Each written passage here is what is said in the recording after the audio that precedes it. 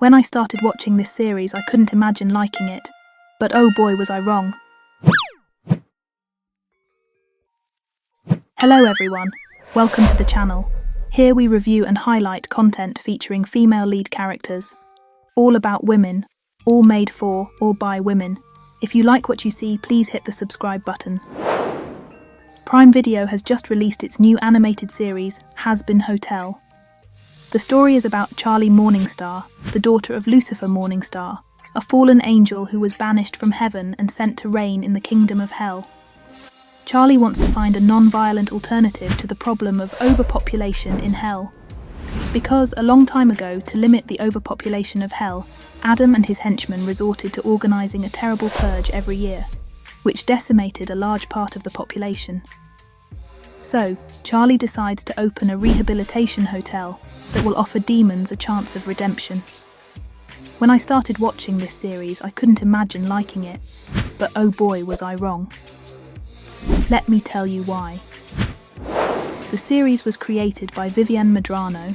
She also created Hell of a Boss, which has a similar aesthetic, design style and colour palette. I'm not going to talk about animation because I think that a good story with a bad animation style can still be interesting to watch.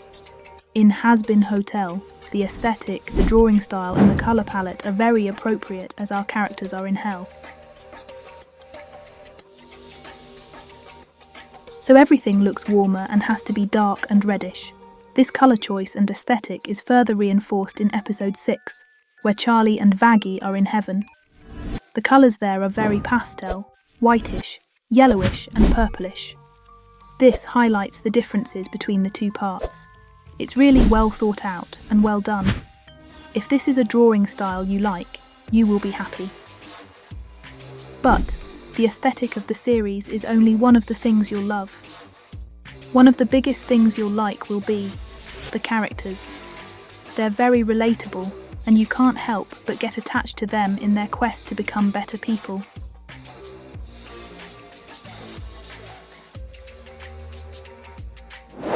Okay, let me introduce you to them. Charlie is assisted in her task by her warrior companion Vaggie and her very first tenant, porn spider actor Angel Dust. First, Vaggie.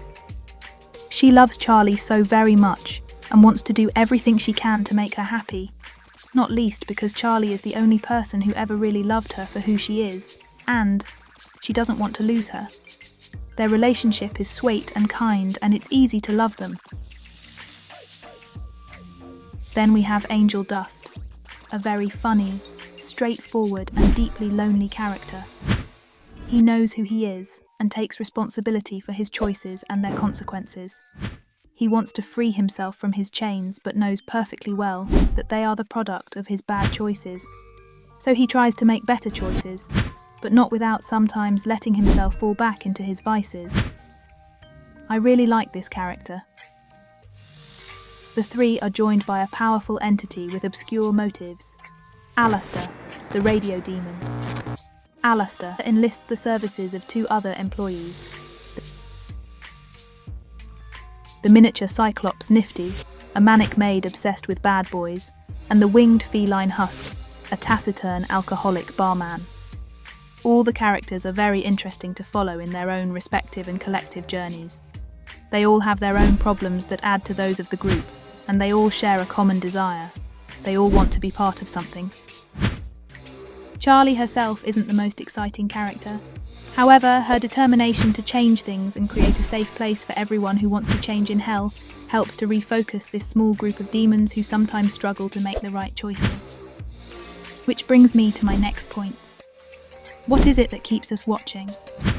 To be honest, when I first started watching the series, Angel Dust was my least favourite character. But he's funny, and by the end, he was my favourite character. Why? Because of his character development. When we meet the characters, they are at their lowest point. They're in hell, but their desire for change and improvement makes us appreciate them. You want to know if they'll do the right thing. But you also know that if they don't, you can't really blame them because they're in hell. However, you can't help but root for them. That's what keeps you watching. Okay, let's wrap this up. The series is well written and fairly deep. The characters are well developed, and sometimes you get the impression that the supporting characters are more interesting than the main ones. But that's not so bad because they're entertaining to follow. But be prepared because it's a musical.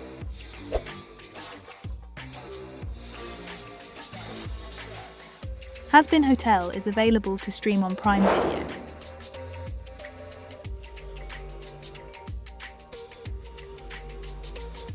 Have you watched the series? Let me know what you thought in the comments. If you enjoyed this video, check out these other videos on the channel.